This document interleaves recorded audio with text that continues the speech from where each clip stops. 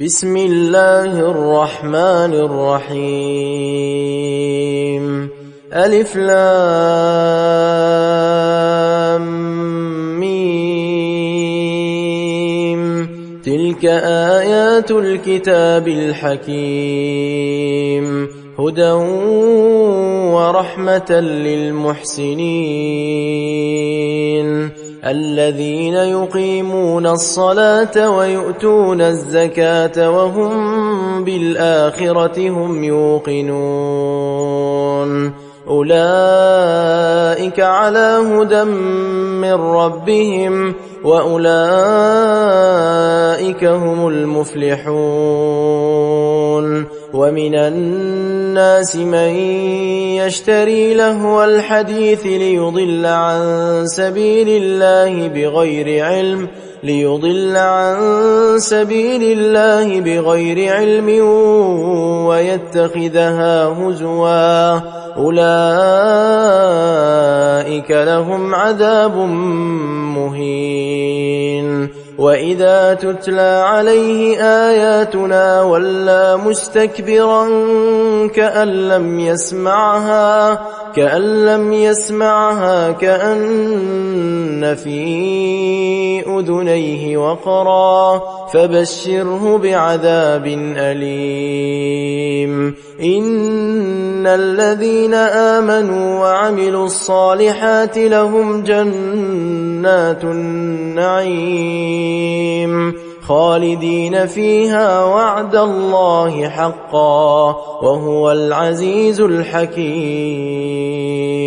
خلق السماوات بغير عمد ترونها وألقى في الأرض رواسي أن تميد بكم وبث فيها من كل دابة،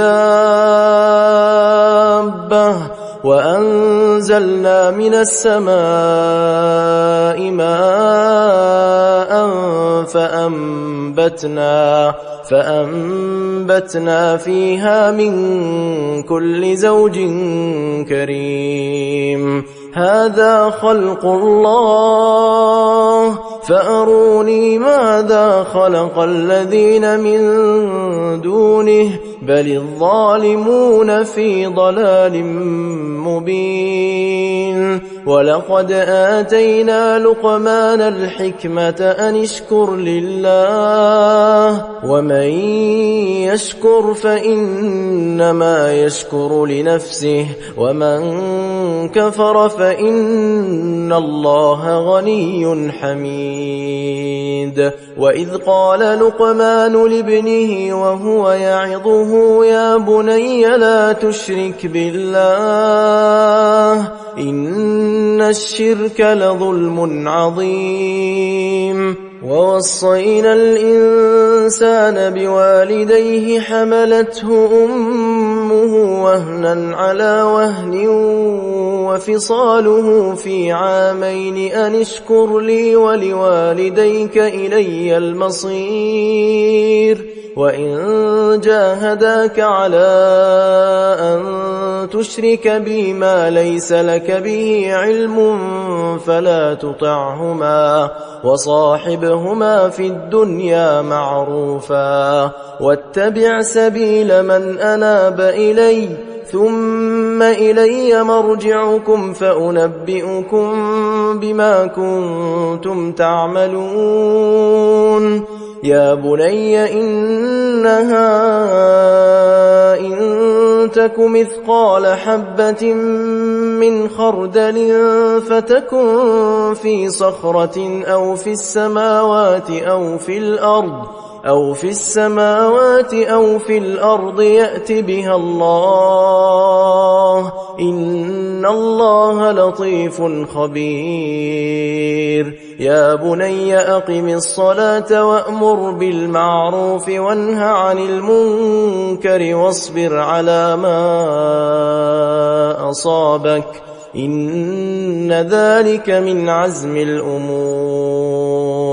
ولا تصعر خدك للناس الناس ولا تمش في الأرض مرحا إن الله لا يحب كل مختال فخور واقصد في مشيك واغضض من صوتك إن أنكر الأصوات لصوت الحمير ألم تروا أن الله سخر لكم ما في السماوات وما في الأرض وأسبغ عليكم نعمه ظاهرة وباطنة ومن الناس من يجادل في الله بغير علم ولا هدى ولا كتاب منير وإذا قيل لهم اتبعوا ما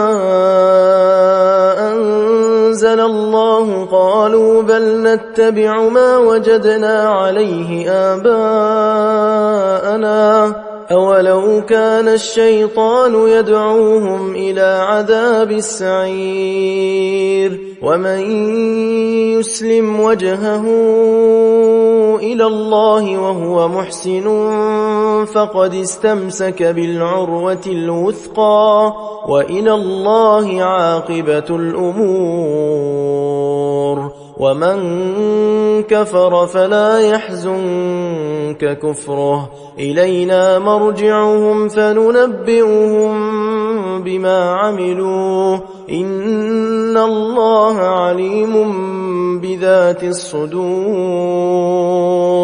نمتعهم قليلا ثم نضطرهم إلى عذاب غليظ ولئن سألتهم من خلق السماوات والأرض ليقولن الله قل الحمد لله بل أكثرهم لا يعلمون لله ما في السماوات والأرض إن الله هو الغني الحميد ولو أن ما في الأرض من شجرة أقلام والبحر يمده من بعده 7 أبحر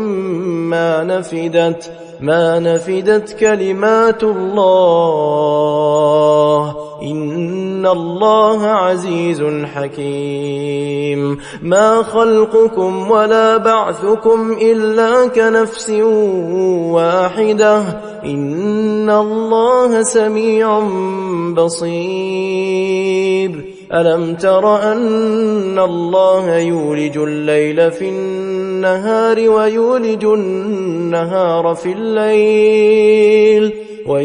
النهار في الليل وسخر الشمس والقمر كل يجري إلى أجل مسمى